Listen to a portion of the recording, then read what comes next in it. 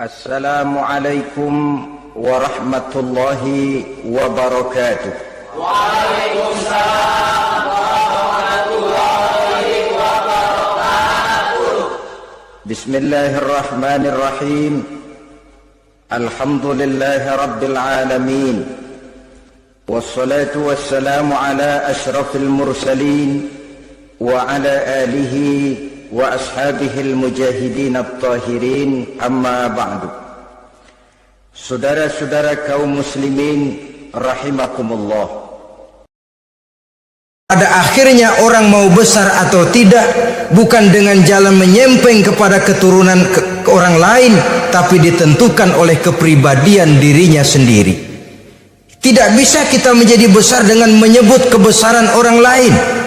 Itu sebabnya dicontohkan oleh Imam Ali pada saat beliau berkata, laisal fata may yaqulu kana abi walakinnal fata may yaquluha anadha.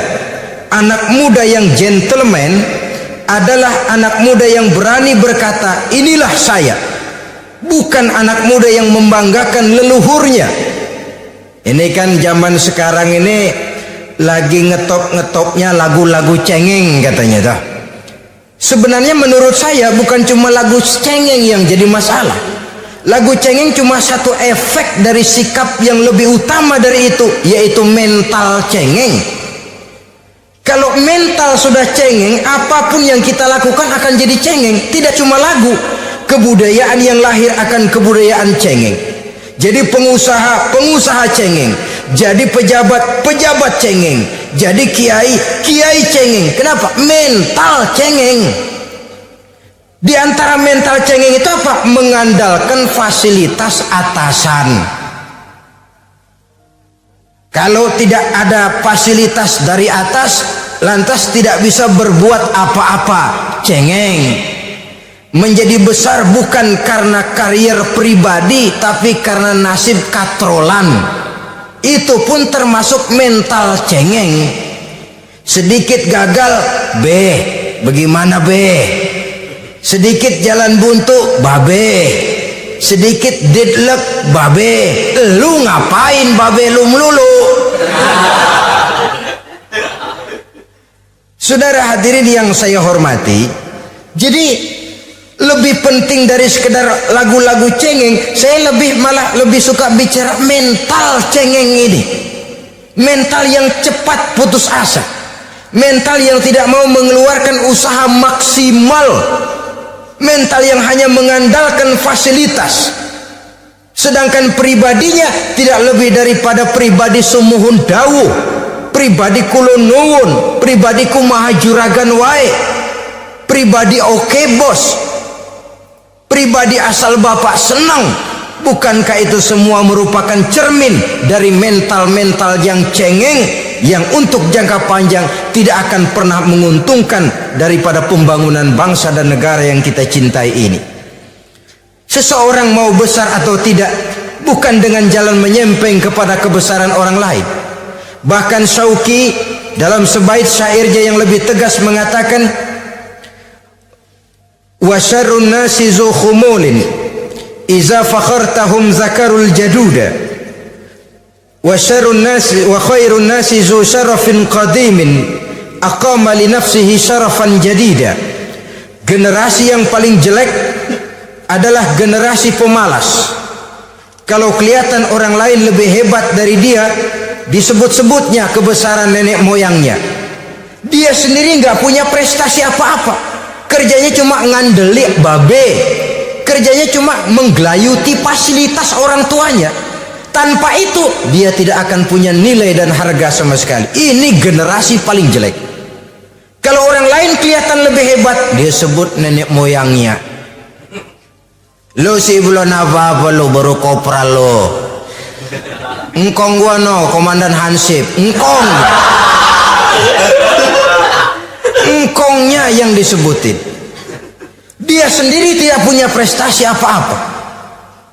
Jadi silahkan saja cari gadis dari keturunan keluarga yang baik-baik, tapi jangan jadikan tendensi utama, jangan dengan niat untuk menyempeng kepada kebesarannya, tapi paling tidak dengan niat agar mudah-mudahan dari benih yang baik ini akan lahir keturunan-keturunan yang baik pada akhirnya nanti. Itu yang kita harapkan.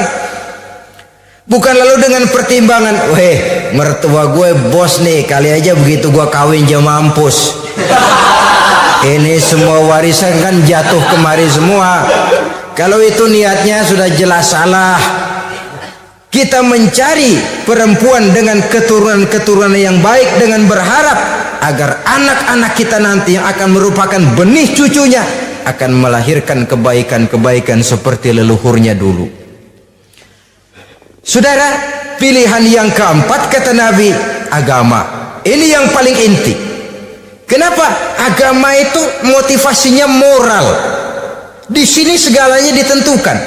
Rupa yang baik, harta yang banyak, keluarga yang luhur, kalau sudah dilandasi oleh agama yang rapuh, bahkan tidak beragama sama sekali, ketiga hal di atas tadi hanya akan mendatangkan malapetaka. Sekarang kan kita tertipu oleh penampilan, padahal penampilan belum tentu kenyataan. Di jalan-jalan kita akan lebih terpesona melihat gadis pakai miniskirt di atas lutut ketimbang kita melihat gadis-gadis yang pakai jilbab. Kalau sudah pakai jilbab keliwat, yang usil banyak banget, bau sorga nih. Bau sorga katanya. Tapi kalau sudah yang pakai miniskirt itu yang lewat, itu dari ujung ke ujung mata kagak mau kedip. Lalar nempok di mata kagak dirasain. Kita terpesona oleh penampilan zahir, padahal penampilan belum tentu memantulkan hal yang sebenarnya. Tapi memang itulah watak manusia. Watak manusia, saya katakan manusia tanpa kecuali. Tetapi bergantung kepada pemikiran jangka pendek atau jangka panjang. Kalau jangka panjang yang kita pikirkan, ya tentu kita tidak akan mudah terpesona oleh hal yang zahir. Sampai-sampai Quran sendiri mengatakan budak yang hitam legam tapi beriman itu lebih baik daripada orang-orang musyrik walaupun cantik, denok, lemot, geboy. Ada lagi nggak bahasa yang lebih dari itu? Cantik, denok, lemot, geboy, bahenol, nerkom. Tapi kafir masih lebih baik budak yang hitam legam sekalipun kalau dia beriman. Kenapa? Rumah tangga untuk jangka panjang. So itu Islam tidak membolehkan kawin campuran dengan lain agama. Walaupun ada ayat yang mengatakan boleh kawin dengan ahlul kitab, tapi sebagian mufassir menjelaskan bolehnya kawin dengan ahlul kitab itu dalam kondisi darurat. Dalam kondisi normal tidak bisa. Kenapa? Kalau sudah berlainan agama akan terjadi kerancuan rumah tangga untuk jangka panjang. Bagaimana membina dalam keharmonisan di rumah tangga? Bagaimana nasib anak-anak nanti? Kadang-kadang ada keluarga, kami sih keluarga modern. Anak-anak kami berikan kebebasan untuk milih agama apa saja. Bapaknya Islam, istrinya Kristen, anaknya ada yang Hindu, Buddha. Bagus nih, keluarga pecel namanya. Bagaimana keluarga modern bisa seperti itu? Padahal seorang suami bertanggung jawab di hadapan Allah. Dia akan ditanya tentang istrinya. Dia akan dimintakan pertanggungan jawab tentang anak-anaknya. Kalau istri kita berlainan agama, mungkin terjadi pengkaplingan. Pokoknya kalau anak perempuan ikut ibu, anak laki ikut bapak. Administrasi dunia bisa begitu, tapi akhirat pertanggungan jawab di hadapan Allah. Bisakah kita? Sorry aja Tuhan emang janjinya begini. Saudara hadirin yang saya hormati, oleh karena itu budak legam hitam kalau beriman masih lebih baik daripada orang-orang yang tidak beriman walaupun cantik dan mempesona. Kenapa? Ini faktor agama. Ya buat 1-2 bulan bisa terwujud rumah tangga yang tentram. 2-3 tahun mungkin masih bisa bertahan, tapi sampai kapan? Sampai kapan itu akan terwujud? Pada akhirnya akan muncullah dilema yang akan sulit buat diatasi. Oleh karenanya motif agama dijadikan stres oleh Nabi. Fazfar bizatiddin taribat yadak.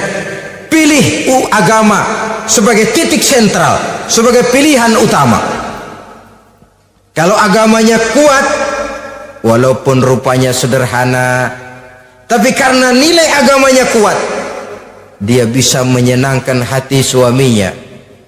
Dia bersolek untuk kepentingan suaminya. Dia taat kepada suaminya. Harta, dia anak orang kaya untuk membantu perjuangan suaminya.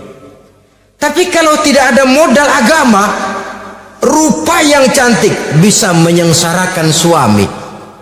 Apalagi kalau suami kere, istrinya sudah cantik, kaya ataupun tidak kaya, kadang-kadang udah suaminya suruh ngempuk di rumah, bininya yang kerja. Ya kalau kerja mendingan kalau dikerjain itu.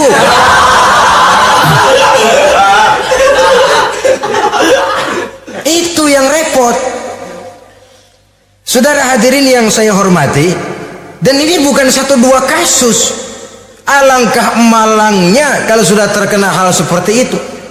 Akhirnya seperti pengaduan sahabat kepada Rasul tadi. Mau diceraiin, cinta saya udah medok benar Rasul. Enggak diceraiin, hati saya ngebet, pegel. Si malakama akhirnya. Jadi oleh karenanya agama. Kalau dia cantik, walaupun miskin, agamanya kuat, dia bisa memelihara kehormatan diri. Dia kaya, agamanya kuat, hartanya disalurkan di jalan Allah. Karena itu agama jadikan pilihan utama. Dan ukuran agama itu bukan cuma jilbab loh. Ya kadang-kadang ada juga yang jilbabnya nggak pernah lepas, tapi kadang-kadang akhlaknya lebih binal dari yang kribo.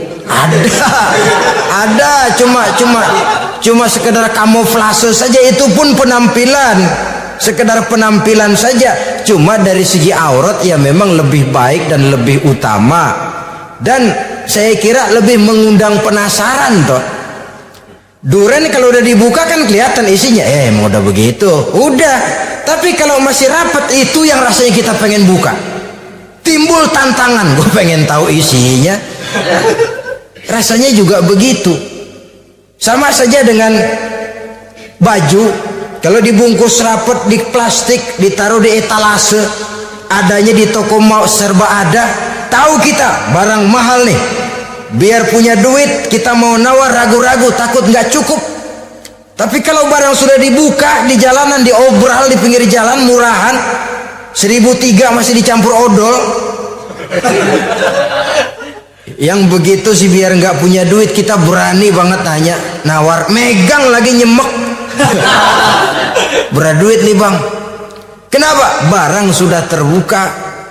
Jadi saudara-saudara, syukur kalau keempat-empatnya ini jodoh terkumpul dalam jodoh yang saudara cari. Sudah rupanya cantik, kaya, keturunan orang baik-baik, agamanya kuat. Nah, surga dunia tuh.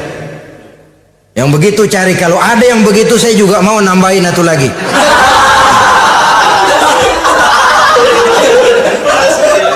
Tapi yang kumpul keempat-empatnya ini terus terang saja langka.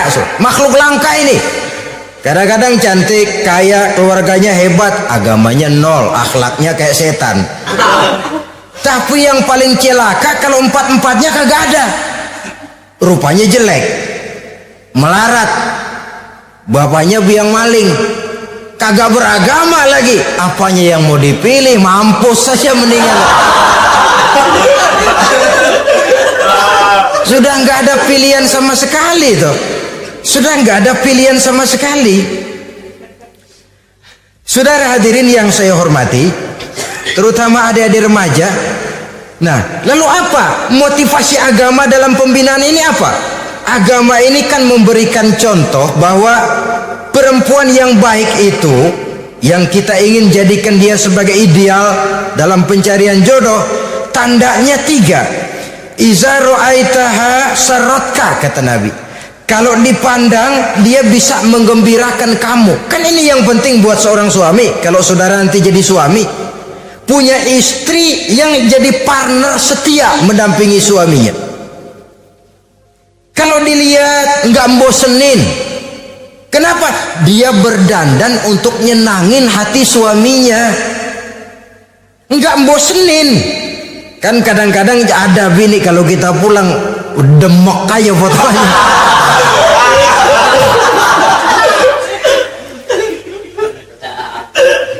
Ini yang bikin suami nggak betah di rumah ini kan yang begini. Adapun perempuan yang beragama, apabila dipandang oleh suaminya, dia pandai menyenangkan hati suaminya. Andai kata suaminya dalam kesulitan, dia tidak menambah beban kesulitan. Paling tidak dia bisa memberikan satu bantuan moral. Bantuan moral untuk mengurangi beban kesulitan daripada suaminya. Suami pulang dagang rugi, kata istrinya, romantika bang. Sekali-sekali lah, masa selamanya dagang mau untung. Besok siapa tahu untung lebih besar. Kan meringankan tuh. Kadang-kadang enggak, suami pulang dagang dari pasar panas rugi, sampai rumah bini pidato pletar-pletor. Lu dagang rugi, emang lu laki goblok.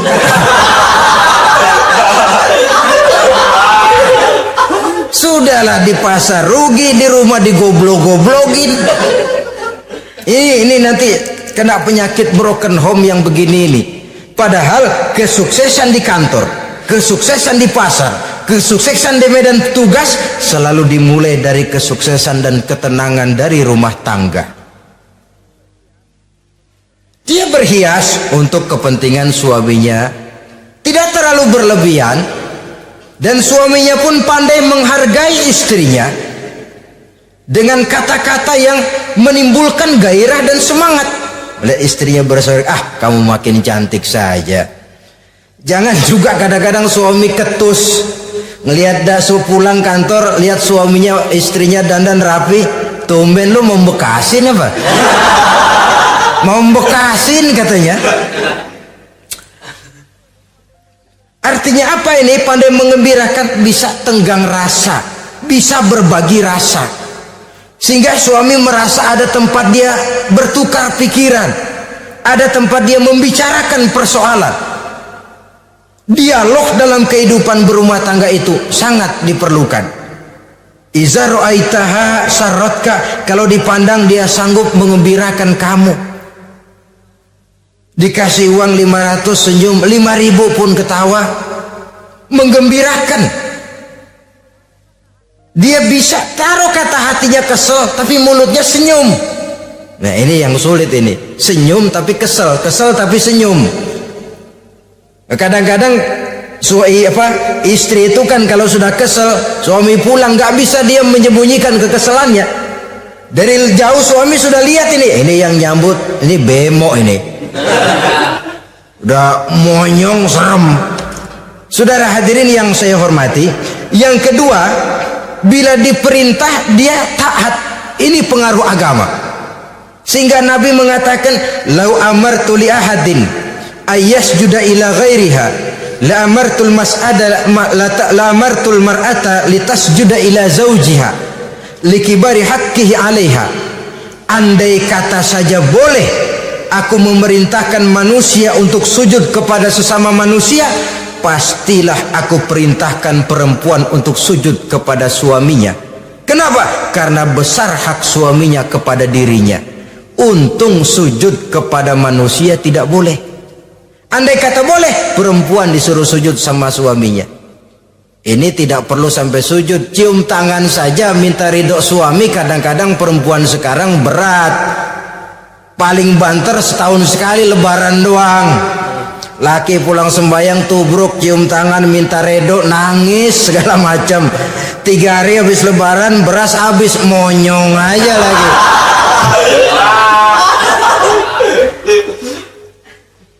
Saudara hadirin yang saya hormati,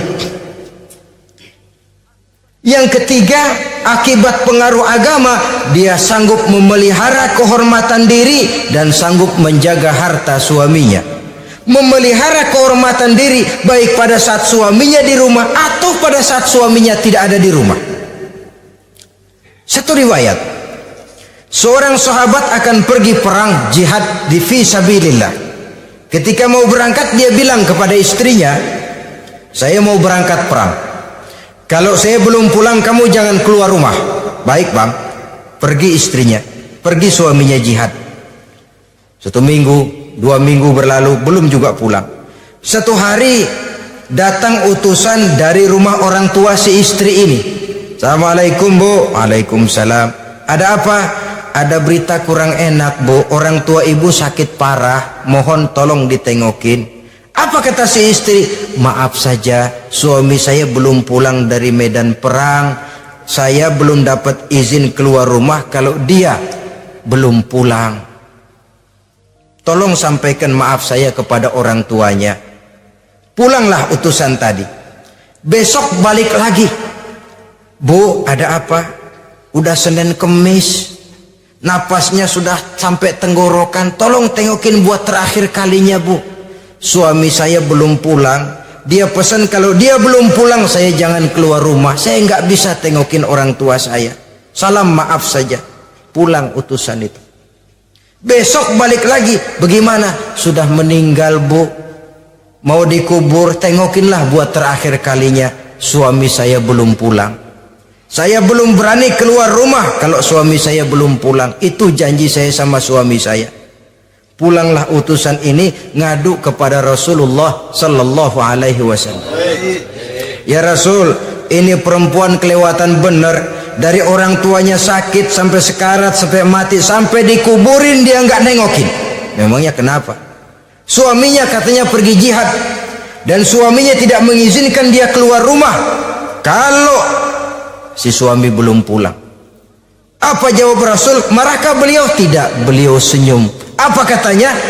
Dosa orang tua yang meninggal ini telah diampuni oleh Allah karena dia punya anak perempuan yang begitu taat kepada suaminya. Allahu Akbar. Dosa orang tua yang sudah meninggal itu diampuni oleh Allah karena dia punya anak perempuan yang begitu taat kepada suaminya. Ketaatannya kepada suaminya menyebabkan dosa orang tuanya diampuni oleh Allah Subhanahu wa taala. Suami pergi jihad, orang tua sakit keras, tidak berani dia keluar rumah. Itu tandanya bisa menjaga kehormatan diri. Kalaupun satu saat suaminya manggil, bu tolong ambilin uang di dompet, dompetnya dibawa, bang ambil saja sendirilah, nanti salah ambil lagi saya. Kadang-kadang enggak, suaminya pergi mandi, dompet berantakan. Saudara hadirin yang saya hormati, ini motivasi agama. Jadi kecantikan zahir yang diimbangi dengan kecantikan batin oleh karena pengaruh agama tadi. Kalau sudah kemari, orang tidak perlu mikir-mikir operasi plastik, bikin yang pesek jadi mancung supaya orang tertarik, bikin belakang yang kurus jadi menarik. Tidak, orang tidak perlu lagi pakai susuk-susukan, dipasang di bibir supaya kalau senyum orang gempor,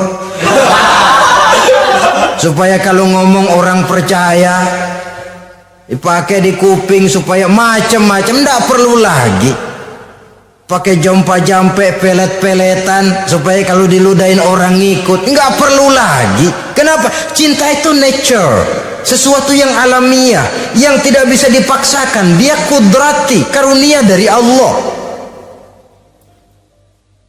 Tidak bisa cinta dipaksakan. Kalaupun bisa, dengan ilmu pelet, oh saudara bisa membuat orang jatuh cinta, ya 2-3 hari, 4-50 hari. Kesananya apa yang akan terjadi? Kelanggengan tidak akan pernah terwujudkan. Kenapa? Keterpaksaan yang akan timbul. Dalam kondisi semacam itu, rumah tangga tidak akan mengalami ketenangan dan ketentraman. Jadi biarkan cinta berjalan secara alamiah, karena dia memang alamiah. Saudara-saudara, nah sekarang kalau sudah ketemu nih yang 4 tadi, rupa cantik, keturunan boleh, kaya lumayan, agama kuat. Apa yang harus kita cari?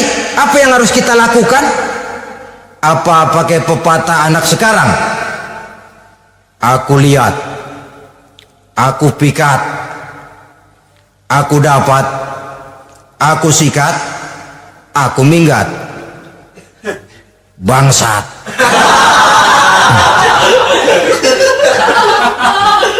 Itu kan ada moto cinta kilat begitu tuh. Cinta kilat katanya. Aku lihat, aku pikat, aku dapat, aku sikat, aku minggat. Bangsat.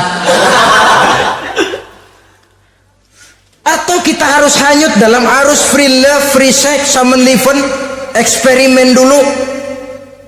Tidak. Islam mengajurkan kalau memang seret, ini rasanya ini nih, mantap gue nih. Apa yang diajarkan oleh Islam selanjutnya? Meminang, saudara-saudara. Meminang adalah langkah awal untuk mengikat tali pernikahan. Diizinkan meminang, dan di dalam meminang pun diizinkan untuk melihat. Cuma kalau boleh, ya syaratnya itu waktu melihat itu jangan sampai ketahuan si perempuan yang akan kita pinang itu. Untuk apa kita meminang? Pertama, untuk yakin bahwa perempuan yang kita inginkan ini sudah kumpul syaratnya itu, tidak ada cacatnya. Yang kedua, untuk memperkuat tekad hidup berumah tangga, diperlukan meminang. Adapun adat itu berbeda, tapi bahwa konsep meminang itu dalam Islam ada, itu jelas. Ya kalau mesti bawa pisang raja, pakai roti buaya, pakai martabak segede ban mobil truk segala macam, itu adat saja ya. Tapi yang real meminang itu ada dalam Islam. Nah, bagaimana adab meminang? Setelah kita tahu anak ini cantiknya ya, keturunan baik ya, kekayaannya lumayan, agamanya kuat, pinanglah dia. Caranya boleh lihat langsung kalau bisa tanpa setahu si perempuan. Dan batas yang boleh dilihat itu muka dan tangan, itu saja. Jadi jangan gerusak. Minta permisi Pak, saya mau ngelihat anak bapak seutuhnya, soalnya buat saya ini nanti. Apanya aja dibedolin, jangan. Kira-kira yang boleh itu muka sama tangan. Andai kata kita risih, sebab nanti kalau nggak jadi akan jadi timbul rasa malu dan si perempuan juga kasihan. Boleh mengutus perempuan yang kita percaya. Coba kau ke sana, lihat kondisinya yang sebenarnya bagaimana. Kalau ngelihat dari jauh sih utuh, siapa tahu nanti tangannya kurang sebelah. Coba lihat sana. Saudara-saudara, kemudian boleh juga ditanyakan kepada orang tuanya, dan dalam hal ini orang tua si gadis tidak boleh menyembunyikan aib atau cacat yang dimiliki oleh anaknya. Dia harus menceritakan apa adanya, sampai pun kekurangan anaknya yang paling kecil sekalipun. Sebab apa? Jangan sampai istilah pepatah beli kucing dalam karung. Kedengeran suaranya doang meong-meong, begitu dibuka tuh kucing gempor sebelah kakinya nggak ada. Kan tentu kita tidak kepengen kecewa di belakang hari. Itulah perlunya meminang sebagai jembatan untuk menuju kepada pernikahan. Nah, dengan demikian, kalau sudah usaha meminang ini dilaksanakan, jangan merasa sudah setengah resmi. Ini yang kadang-kadang jadi penyakit. Malah sesudah meminang harus masing-masing lebih menjaga diri, menjaga kehormatan, menjaga pergaulan. Kenapa? Agar saat memasuki jenjang pernikahan nanti merupakan jenjang yang sangat ditunggu-tunggu. Ada rasa keinginan tahu. Kalau tidak, ya udah biasa, nggak giroh lagi ngadepin perkawinan. Kenapa? Kemarin-kemarin gue udah cobain. Hilang gairah lagi. Sebab itu kalau sudah meminang, jangan merasa sudah setengah halal. Udah minang ini Kadang-kadang orang tua juga konyol, sudah dipinang, diumbar. Lu mau kemana keda, lu udah pinang. Padahal meminang itu cuma langkah awal, sedangkan selanjutnya harus lebih berusaha menjaga kehormatan diri sampai pada saat nanti pelaksanaan pernikahan. Nah, saudara-saudara, terutama adik-adik remaja dan para pemuda, walaupun agak sekilas memang karena terbatasnya waktu pada pertemuan ini, mudah-mudahan bisa memberikan gambaran yang sepintas tentang bagaimana sebaiknya kita memilih jodoh di dalam membina rumah tangga yang bahagia. Semoga ada manfaatnya. Terima kasih atas segala perhatian. Mohon maaf atas segala kekurangan. Usikum wa nafsi bitaqwallah. Wassalamualaikum warahmatullahi wabarakatuh. Waalaikumsalam warahmatullahi wabarakatuh.